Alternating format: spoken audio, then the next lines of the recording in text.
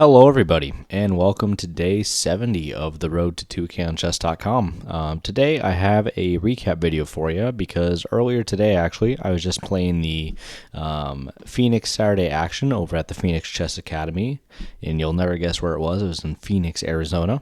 The time control for today's event was a 25 plus 5 second delay. It was 4 rounds long, and we're going to jump right into the first game. So, going into the tournament today, we're sitting at 1592. I actually haven't played since I last did my Phoenix Open recap. So this was kind of my first foray back into some over-the-board events after seeing a little bit of struggles in the most recent event. But if we jump right in here, our first game was against Edward, or Sam, as I like to call him. Him and I played many times. I actually didn't even realize until he brought it up that in the last 7 games, I have either won or drawn against him. So I got the white pieces. I started with e4. Our opponent played d5. We went e takes, queen takes, and knight c3. So immediately we get into a Scandinavian defense, the Mises-Kotrick variation. My opponent opted to play queen to d8, which is one of the lines. The lines that we typically expect here are things like queen to a5 or even queen to d6. But with all these moves after queen to d8, I typically go for d4, just grabbing a little bit of center space, making sure that my opponent is unable to kind of come into the position easily. After knight f6, bishop to c4, just putting some pressure on the f7 pawn. c6, knight f3. We found ourselves in a pretty standard opening position. Everything is just kind of getting developed. And after my opponent played bishop to f5, I unfortunately kind of blitzed out the move here. Now, in a lot of Scandinavian positions, what you want to do first is you actually want to play a move like knight to e5, putting pressure here on the f7 pawn and also just placing the knight on a pretty awesome square. Because this knight on f6 does stop our opponent from playing f6 to kick away our knight. But here I opted to castle. My opponent goes e6. I play h3. And the idea I had behind h3 was actually to stop my opponent from playing any knight to g4 nonsense. I was initially looking at knight to h4. But what I didn't like about knight to h4 was actually the move, I believe it was knight to... I think it was knight to e4 that it was that I didn't love. However, in this position, I can just go knight captures f5, e captures f5. I can take this pawn here. If our opponent takes back, then very quickly we're going to find a lot of pressure with something like queen to h5. So h3 was just kind of my preventative move to stop anything from coming to that critical g4 square. After bishop to e7, I now play knight h4, bishop to g6, and here's where I really took my first pause of the game, unsure of whether I actually wanted to trade the knight for the bishop. Ultimately, I decided that in this position with the only one center pawn, if I can open it up by playing a move like, e5 and really just getting the pawns apart, the bishops will become a lot more powerful. So ultimately, I played knight captures g6. My opponent goes h captures g6. And now I do have to be a little bit careful because my opponent is starting to threaten some ideas down the h file. So my idea here was queen to d3, stopping the knight from coming in and preparing to develop my bishop to a little bit of a stronger square. After queen to c7, I took another maybe about 5 minutes here in a 25-minute game, which is not the most ideal, and I played knight to e2, thinking that if my opponent is going to get all this pressure going down the h-file, I need to start kind of rerouting my pieces towards the king side, or really, towards this side of the board.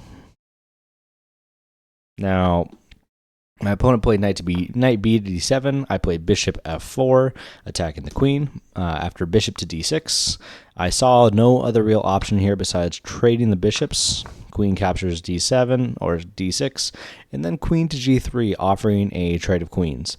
In this position, I didn't see a ton of play for white, but I really just wanted to not lose, especially my first game back.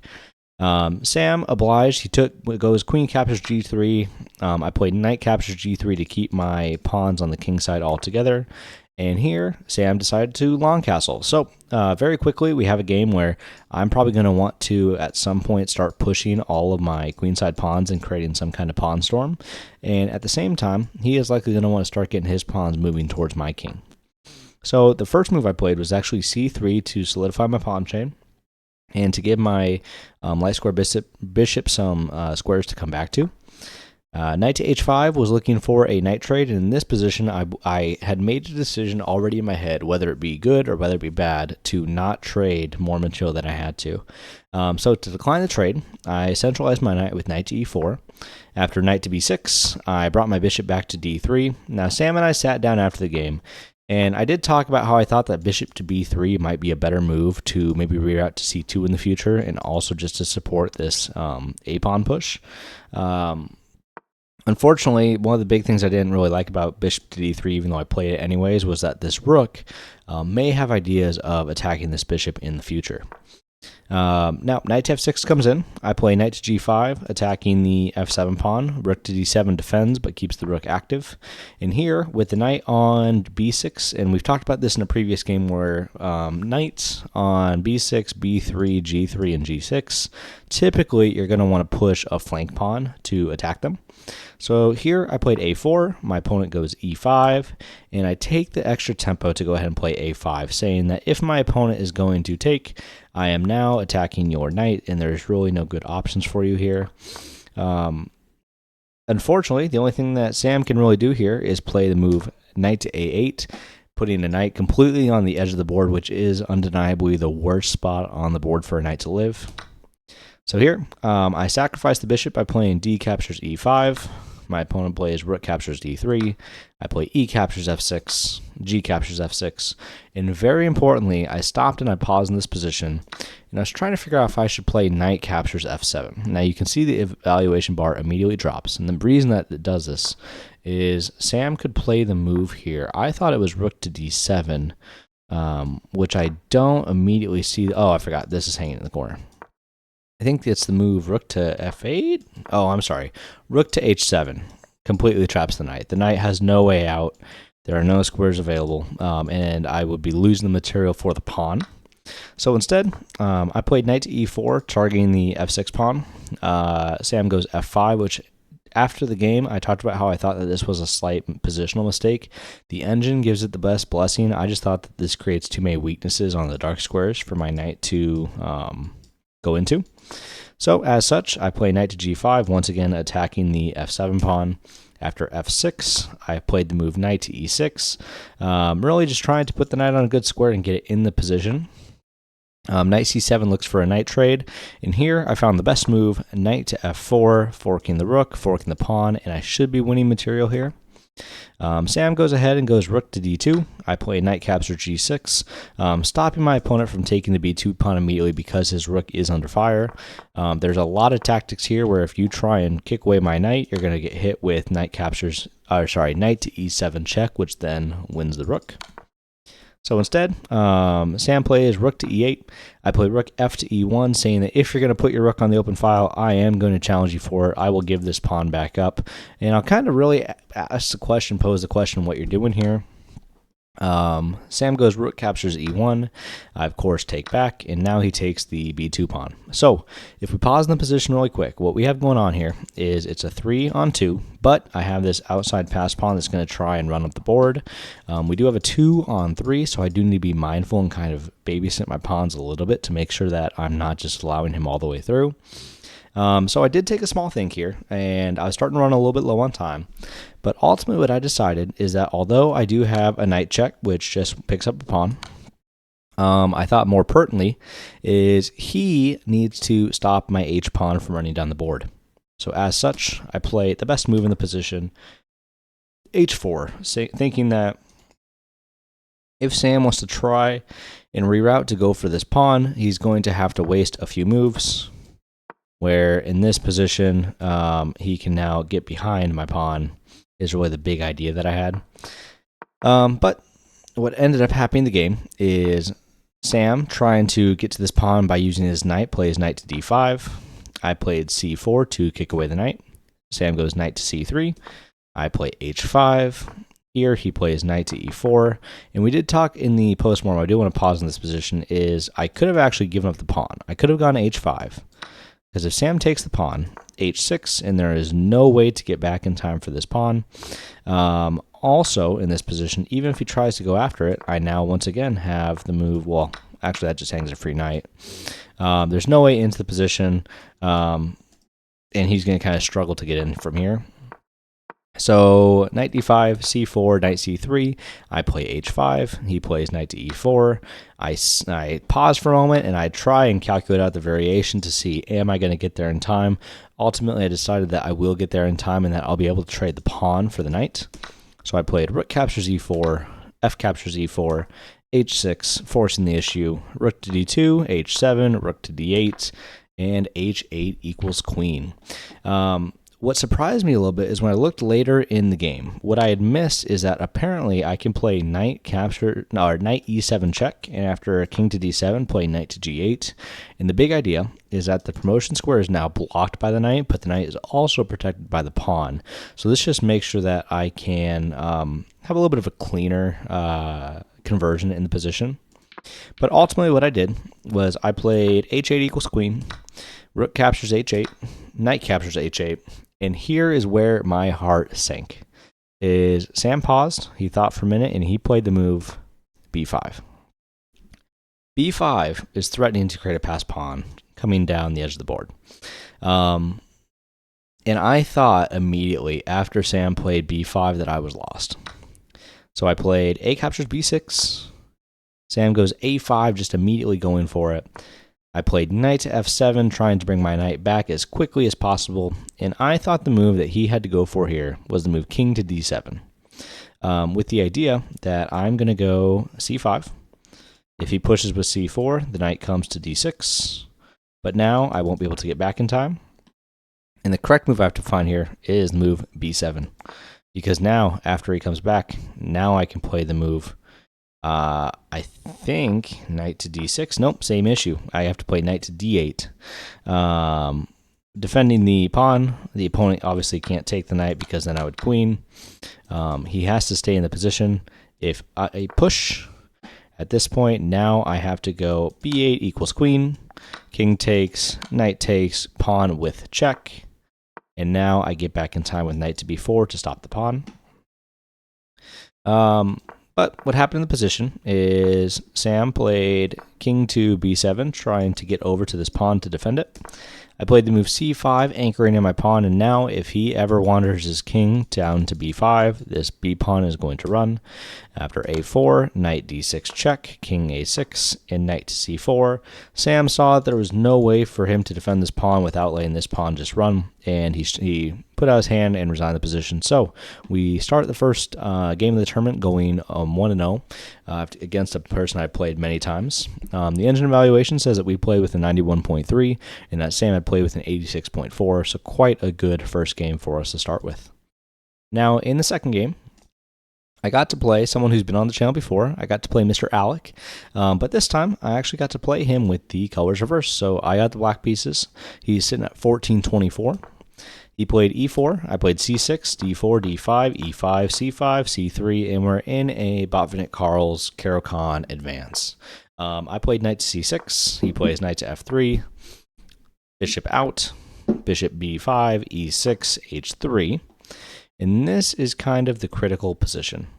Is in the Caro-Kann advance, oftentimes once this bishop is challenged on the light square diagonal, you actually take the knight because the light square bishop doesn't really have a comfortable place to live in these positions.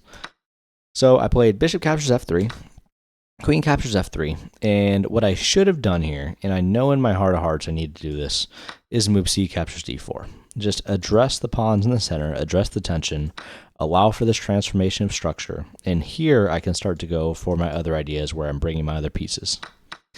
However, I played the move queen to b6 first, attacking the light square bishop and trying to put more pressure on the d-pawn. Alec, remarkably so, plays bishop captures c6, and after a touch of thought, I played b captures c6 because I want to keep the pressure on the d4 pawn as much as possible. He played d captures c5, bishop captures c5, and the move I expected him to play here was b4. After which point, there's not an easy position for me to pick. If I play bishop to e7, I actually restrict my knight from getting out. I obviously can't play bishop to d6 because it would be taken by this pawn. So the only move really in the position is to play bishop to f8 and once again, kind of throw your hands up and say, hey, I messed up. This was a bad move. However, he castled, so I played queen to c7 to create an escape square for my bishop. Alec played queen to g3, simultaneously defending the e5 pawn, but also attacking the g7 pawn. And what I could have done here is played the move knight to e7, and if Alec were to take this pawn, here I can actually play the move rook to g8. And it becomes a very attacking position where I am just going to steamroll down the G file. I got too afraid of this occurring and, a move like queen captures h7.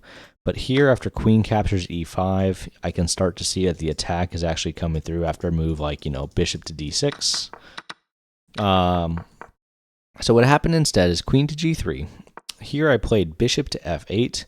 And when you start putting pieces back on their starting squares, you know something has started to go wrong. He punishes by playing f4, trying to grab a little bit of space. Now, in Caro-Kann advanced positions, when your opponent plays f4 early, oftentimes the correct move is knight to h6, playing knight to f5. In this position, what I probably should have done is I probably should have played knight to e7 first and then gone for this position. But anyways, knight to h6, queen to f3, knight to f5, and queen to f2, and my eyes lit up because I thought that I was going to find some way to get a bishop on this dark square diagonal and win the queen. So the idea I came up with after maybe about 5 minutes of thought was queen to a5, thinking that I can get my bishop here to c5. And let's say our opponent plays a3. I can play bishop to c5, and now there is no way to stop the winning of the queen. However, Alec took a thought. He plays b4 to parry away my queen. I played queen to c7, just getting it out of the position, and g4 is now on the board. Now, what I sometimes have the mistake of doing is I blitz out some moves occasionally when I think that I don't have a ton of options. What I should have done here is I actually should have considered the move knight to e7 much more thoroughly than I did, because knight to e7 allows a lot more flexibility. Then unfortunately what I did in the position, which is knight to h6, where I put my knight on the rim of the board, and there is really no squares for my knight to come back except for back to the g8 square. So Alec consolidates. He plays bishop to e3. I play a5, thinking that I was trying to create some nice counterplay here on the queen side. However, I completely missed the move bishop to b6, forking the two pieces. So here I have to give up. I play queen to c8. Bishop captures a5. And what I really should have done here is reevaluated and developed a piece, and then maybe try and castle. However, I thought that I could have enough play on the pawns, so I played rook captures a5. He played b captures a5, and now I played c5 to try and close off the position. Now, what I didn't do was I didn't play the move queen to a6 because I didn't like the move queen to b6. But I could get into this position, probably play a move like king to d7, and I might be able to stop this pawn, but he's very quickly going to be able to get behind it and defend. But b captures a5, c5, queen to b2, coming over, trying to threaten infiltration on the b file. Here I played c4, not seeing any way to stop it. Queen to b5 check, king to d8, knight to d2, and here I made a practical decision. Is I figured that with the queens on the board and this pawn getting so close to promotion, it looked like I was going to get mated if I didn't do anything soon. So what I opted to do here is actually the best idea in the position. Is I played queen to c5, giving up the queen, even down the material, just to get it off the board. Queen captures c5, bishop captures c5, king to g2, and now we arrive in this position where this knight sucks. My opponent is up a rook for a bishop, and I just don't have a lot of play in the position, honestly. I have to worry so much about this past a pawn, and there's a second one behind it if he loses it, so I just have to try and defend the best I can. So what I did first was I played king to c7 to try and stop infiltration down the b file. Alec plays rook a to b1. I played king to c6, and here he plays the move a4, which is just a beautiful move. Now a4, although the pawn now can't move, it's on a light square, so my dark square bishop can't attack it. Also, a4 now adds a defender to the b5 square, so if my opponent wants to infiltrate down the b file, he now has a square to do so. So here, I played the move f6, trying to create any play I can. Alec goes knight to f3. I play knight to f7, rerouting, trying to come back into the position.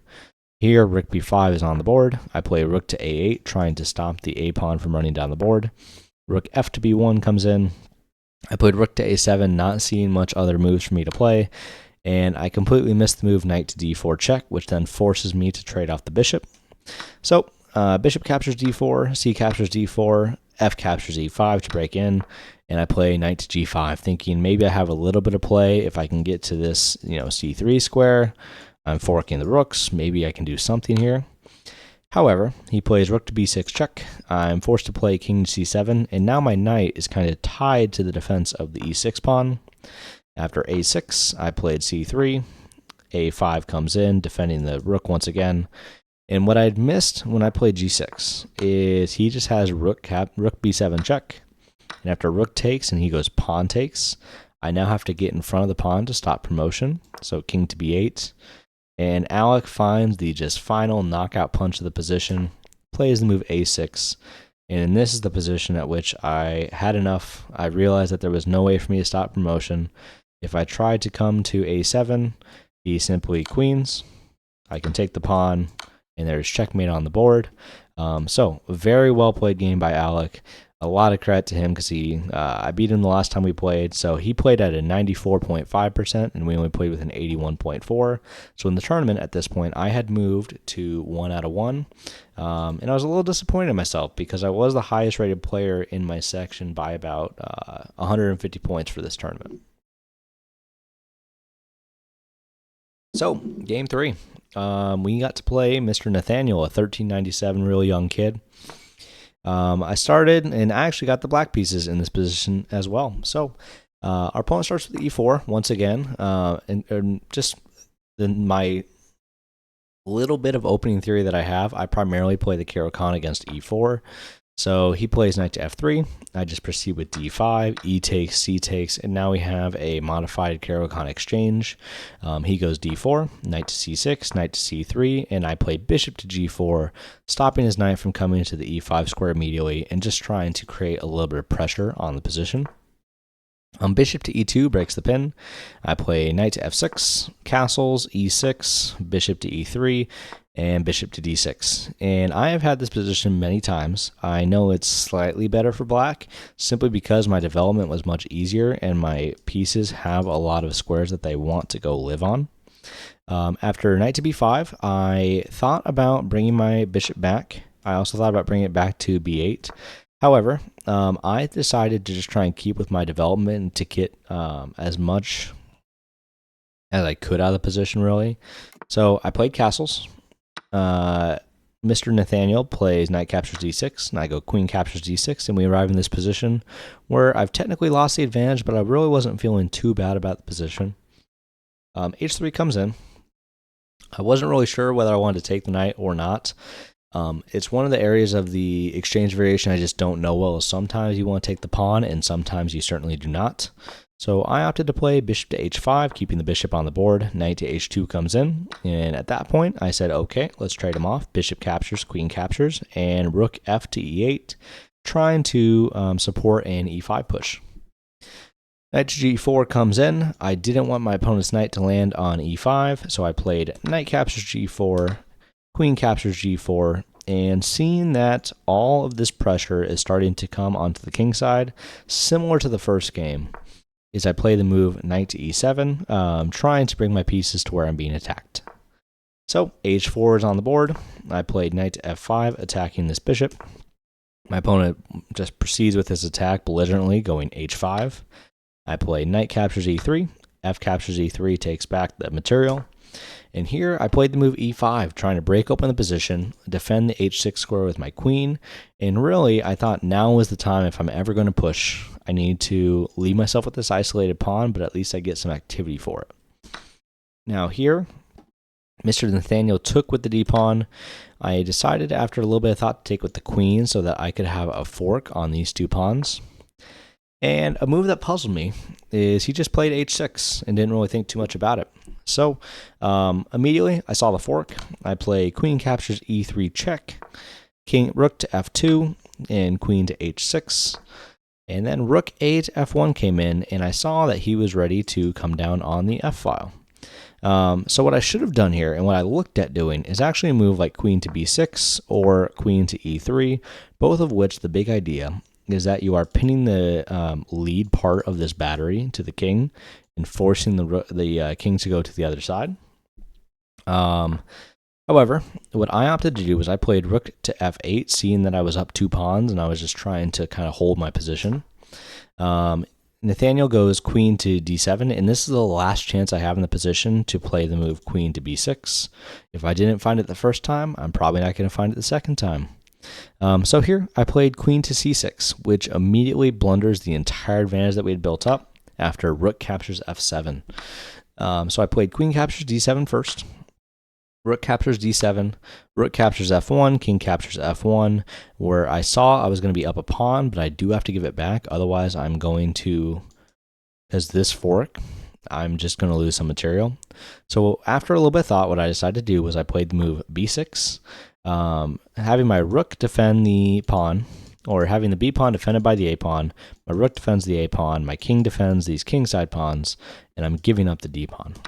So rook captures d5, and I saw the idea where I can actually get my rook onto my 7th rank to defend with the move rook to c8, where I am now attacking the c2 pawn. After c3, I played rook to c7, and I felt a lot better about my position, where at least I knew I wasn't worse. But it was going to take a lot of pushing and a little bit of luck to be able to actually convert this position. So a3, I played king to f7 to start to centralize, king to e6, king to e1, and what I thought about doing here was I did think about the move rook to d7, where if my opponent were to take and I play king captures d7, I figure that if we go to this king race, my king grabs a little bit more space than Nathaniel's king, and I should be winning this pawn in the game with correct play. However, I just got this feeling that he wasn't going to trade the rook if I tried. So what I opted to do instead was I started running my king and saying, hey, I'm going to go after this g2 pawn with my king. I'm going to try and bring my rook afterwards, and I want you to deal with it. So he plays king to f2. I play rook to e7 to cut off the king from the remainder of the queen side, kind of creating this box here. After king to f3, I played the move g6, and now my idea that I'd come up with is that I'm going to start pushing my kingside pawns. This rook is going to hold the base of the pawn chain, and my king is in a pretty safe position. If Nathaniel ever decides to come to the d5 square, what I can do is I can block with the rook, and if he comes all the way down, I can start to push and use my rook to defend these pawns on the 6th rank. So rook to d4 is on the board. I played h5. He plays c4, and here is where I saw the first glimpse of hope. Is I played the move g5. It's not easy to attack these 2 pawns. And now I'm able to actually bring my rook into the position to make it a little bit more aggressive.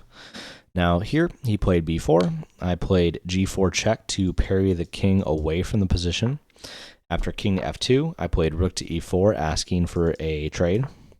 And Mr. Nathaniel went ahead and declined the trade, which is completely his right.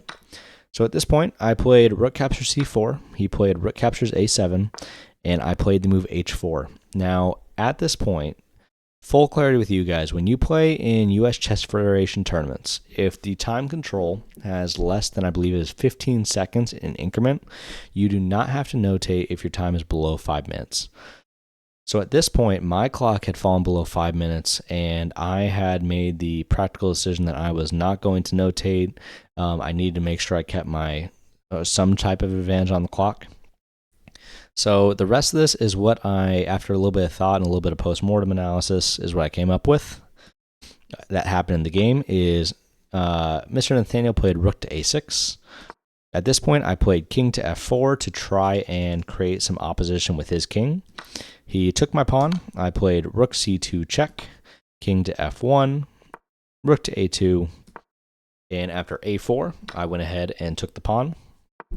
After b5, rook to b4, rook to b8, king to g3, and it was in this position, after b6, rook b1, king e2, king captures g2, it was in this position where I had written down the actual position of the board in my book, or my little scorebook here.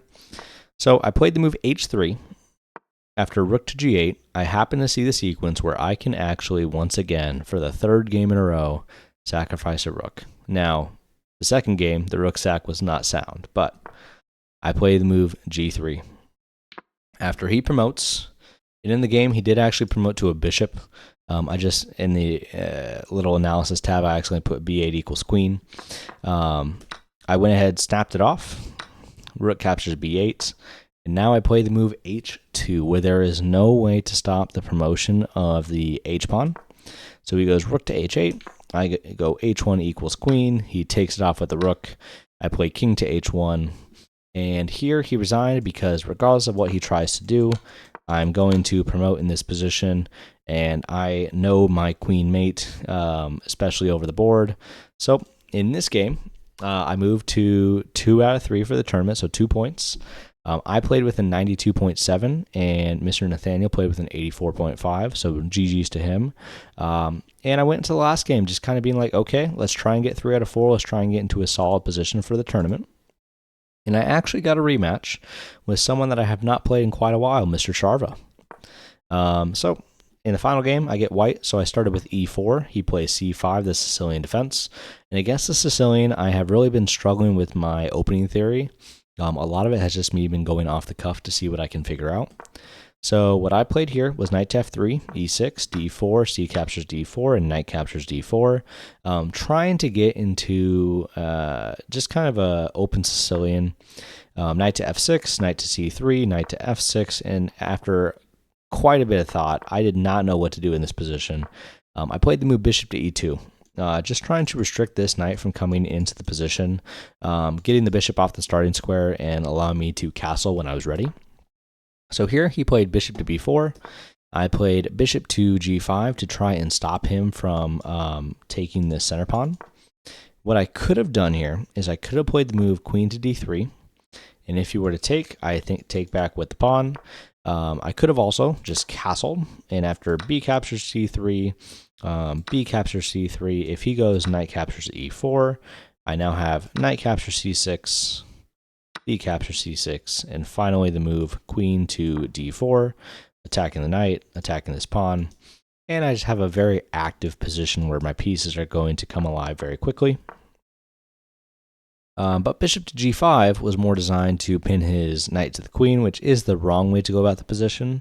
So this game was, especially looking at it with the engine, was a reminder that I need to start looking at my theory and really start getting a little bit more serious about the study. Here, Sharva castled, so I castled as well. He played the move e5, attacking my knight, and I thought for a really long time here as well about where I need to place this knight. I did look at the move bishop captures f6 first, and after the move queen captures f6, then I have the move knight to d5, attacking the queen, attacking the bishop.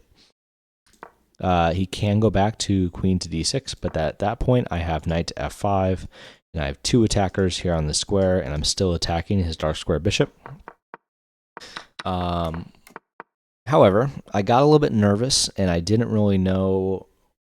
I couldn't see clearly in my head, especially this 4th game, what was going on. So I played the move knight to f5, just thinking I was creating some meaningful pressure on his position and trying to take advantage of these dark squares. Here, Sharva played bishop captures c3, I play b captures c3, and he strikes back with the move d5. Now, what I looked at here is there a way for me to win this pawn? And I can't quite explain to you guys what happened, but I got so in my own head about what the material count was here that I completely dismissed. So I played bishop captures f6 first. But after queen captures f6, I forgot that if I play queen captures d5, he can go bishop captures f5, e captures, and queen captures, and the material is equal. I don't know why I didn't play this. I just completely honestly, I thought I was down a pawn in this position for some reason. So once again, this may just be another situation where I need to slow down and really make sure that my counts are correct. Because instead, I played the move knight to g3, just getting my knight out of the position, trying to stop any ideas of him coming in to attack the king side. He plays d4, I play c captures d4, knight captures d4, and the move c3, offering him the bishop just to try and alleviate a little bit of pressure in the position. He does oblige with knight captures e2 check, queen captures e2, and then he played the move bishop to e6. Now, in this position, I was starting to feel a little bit of pressure. I realized that my pieces were not placed real well and that his bishop was really strong in this position, as well as he now has the C and the D files to operate on for his rooks. So by all metrics, this position looked worse for me.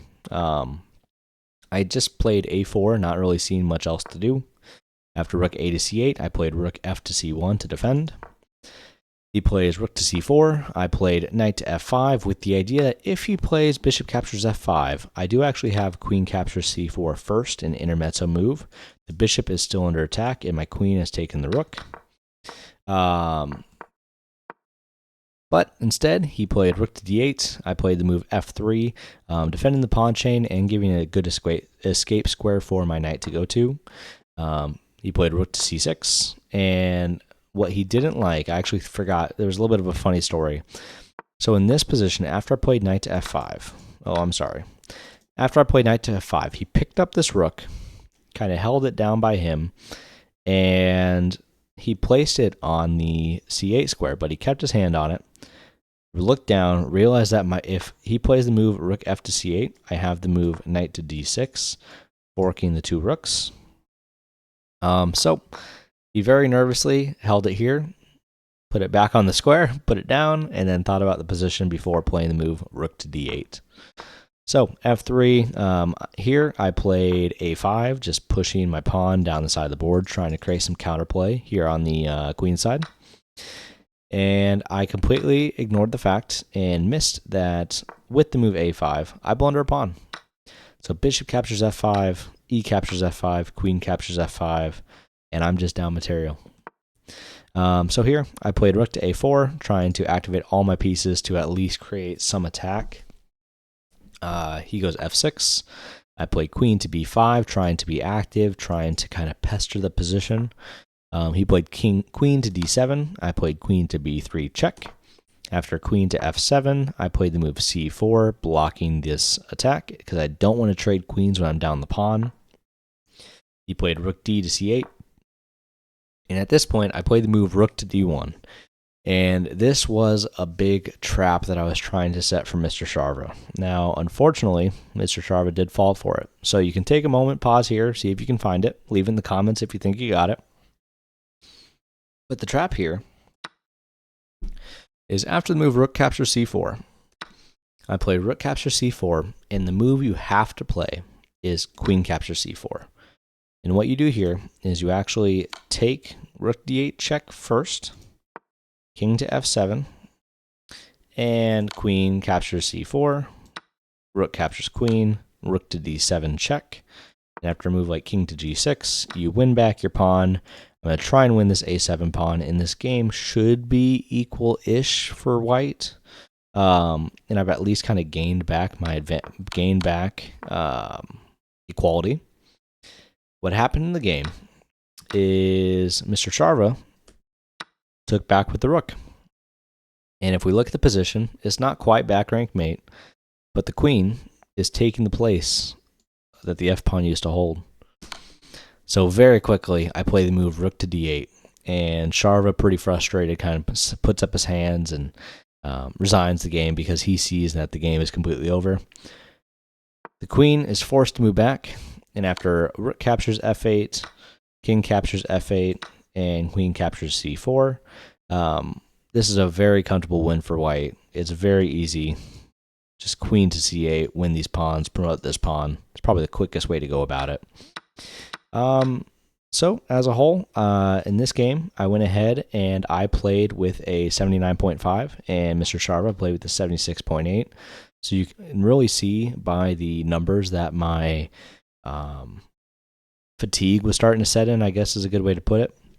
So with 3 out of 4 in the tournament, I actually managed to get second place. So I got another trophy to add to my bookshelf. But more importantly for me is I've been trying to get my rating above 1700. I came into the tournament at 1592, and as the tournament results came out later today, I have officially moved up to 1601, so I've gained back all that rating I lost at the Phoenix Open. I use these over-the-board videos as really an opportunity to kind of gauge my progress in both how I'm playing but how I'm feeling about my chess. And this is probably one of the first times in a while I felt okay about how I played. I missed advantages for sure in each of the games, but I was able to convert overall. So if you have comments on how I played or how I can continue to improve, leave it on down below. If you enjoyed the video, hit the like button. And then finally, make sure that you subscribe to the channel. And that just helps you to make sure that you don't miss any of my future content. And on that note, I will see you guys on the next day of the road to 2K.